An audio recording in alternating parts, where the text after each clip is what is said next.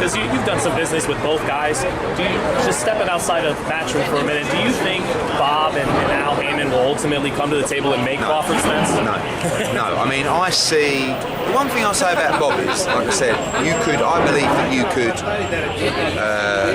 I could abuse Bob, like verbally, for an hour to his face, and that night he would still call me to do a deal for a fight.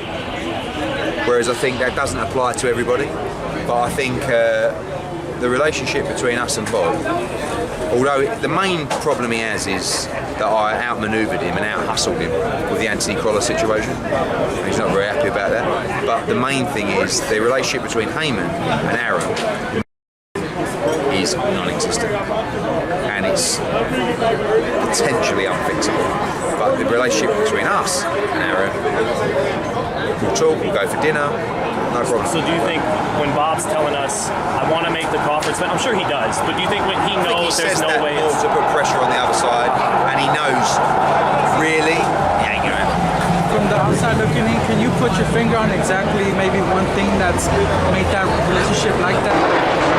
Court cases, I don't know, all kinds of internal things that we might not even know about.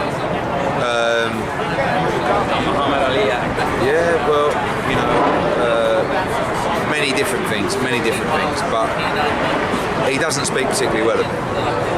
And lastly, Eddie, you know, is it how good is it? Seems like you're just as confident as ever, but has that anything at all, the roadblocks that have come up since you started the zone, guys trying to block you out, do everything, has that dismayed you at all, or are you just as confident? No, I expected it. I'm actually quite flattered by it.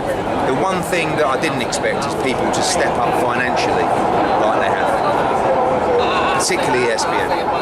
You know, because the money that the zone pumped in and started spending is completely crazy, and I didn't expect the ESPN to lose their head and be as aggressive as they had, and now Haymon having to step up and match it. So that's been challenging but fun and amazing for the fighters. What a time to be a fighter. Unbelievable. So, you know, with me, you're always going to see a lot of bluster, but I'm not deluded. You know, when I come into the American market, I'm going to be doing all these things, but we're 6 months in, so you know, time will tell. Do you feel you'll lure the great American young fighter, yes, Devin Haney? Devin Haney. Do you feel you'll lure him? Yeah, we're talking. I'm sure he's talking to everybody. I mean, you know, there's a fighter that if we were to sign him, could be an interesting dynamic. It's a bit like dominoes, this game, you know.